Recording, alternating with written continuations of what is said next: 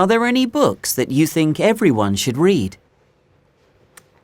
I think that's really tough because it depends a lot on the person, I think. But I think the one thing I would say that I think everybody should read is Harry Potter. Okay. I think for like all of my friends that are my age, we all kind of read it when we were young, and it just becomes like everyone knows what you mean when you talk about your Hogwarts house, for example. Yeah. And you just kind of lose yourself in this fantasy. The book that you read as a child, I still kind of reread it every few years. And a lot of people have said that it's helped them deal with like grief and things like that. Wow. So I think it's actually quite powerful. I think also because, like you were saying, you sort of grew up with it. So you grew up with the characters and they kind of become part of some larger literary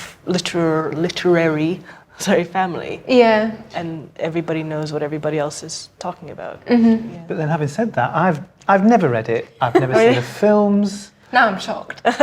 And then when people are talking about it in the office or when I'm out, I haven't got a clue what they're talking about. And I feel a little bit out of it. And maybe I should read it. You should.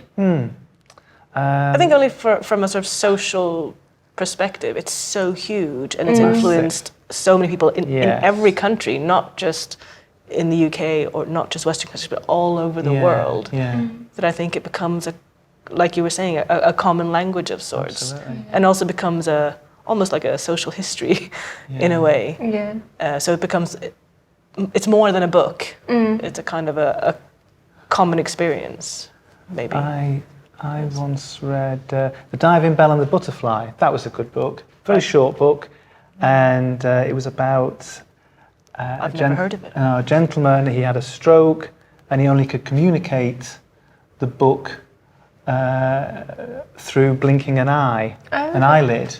Oh, right. Okay. And it was quite a moving thing to read, but also uplifting as well at the same time.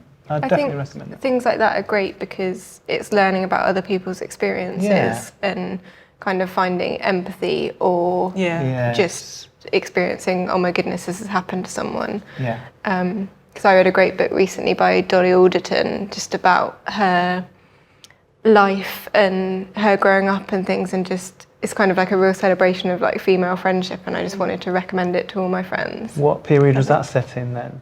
It's present day, so it's about her growing up. It's called Everything I Know About Love. I think that what you said there about empathy and understanding other people's experiences, I think that is the key to any good book, and I think that is what makes books so important. Not only to sort of expand people's imagination in their minds and practical knowledge, but the idea of empathy, particularly in the world we live in today, it's sort of more so than ever. Allowing that time to understand other people's experiences is vital, I think.